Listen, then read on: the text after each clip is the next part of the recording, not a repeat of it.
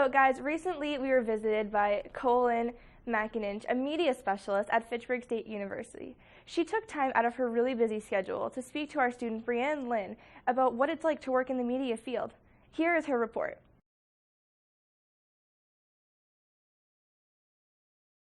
I grew up in Lexington, Massachusetts. I grew up closer to Boston, where I could kind of go out for several days and not know anyone when I see them. And I moved out to Fitchburg about 25 years ago, I think, and now everywhere I go, even if it's 2 in the morning, I know people.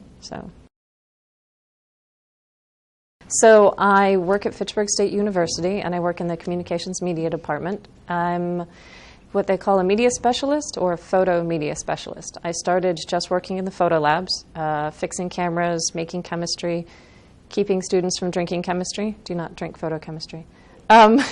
And now we have several different departments that I'm working in. So it's one department with several concentrations.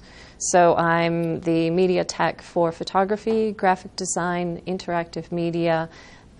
We have professional communications and game design. So I fix computers, fix the printers, color manage, update software, do a little of everything, fix everything that breaks, and set up the darkrooms.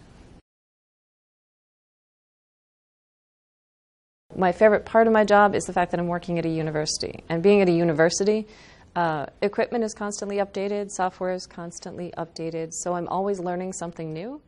And everyone who comes in has new ideas. So you can teach everyone the same thing, but everyone brings something else to it. So I actually have a notebook on my desk where I write down good ideas that have come from the students that I didn't think about. You know, you teach them one thing and they add, or they ask questions, or they come up with another idea. So you just take notes because it is always evolving into something else. I learn as much as I teach. So media plays a role in my life in many different ways. I graduated from Fitchburg State, and from there I worked in Boston for a couple of years with several different photographers who kind of bounce around assisting. But I worked for a food photographer for my internship, and we would spend 4 hours lighting food and moving little leaves and putting specific, whipped cream dollops on things, and it's incredibly tedious. I learned I do not like food photography, but I'm really good at it. Learning you do not like doing something is just as important as learning that you like to be in a field. After that, when I worked in Boston, I worked for a commercial photographer in South Boston. We took photographs of shoes, people. We went to hospitals and took photographs.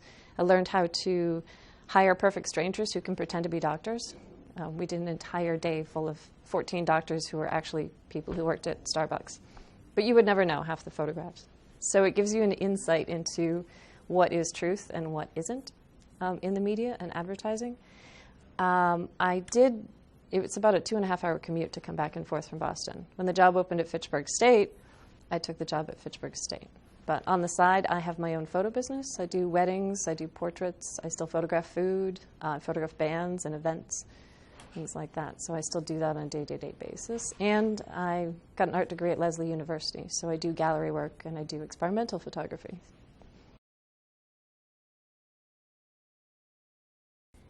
Maintain an excellent credit rating if you want to go into any freelance work where you want to work for yourself, because we've had photo shoots where the client comes in and we suddenly need a ton of props.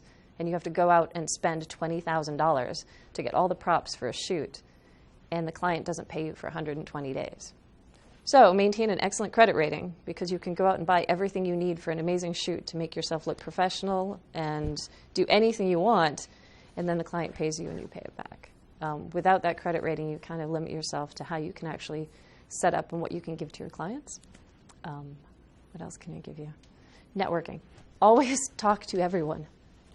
The way you get around a lot in this business is pretty much, it's not saying it's who you know that gets you the job, but if you don't go speak to people, you have no idea what the industry is doing. You don't know what trends are going where. You don't know what equipment is the best.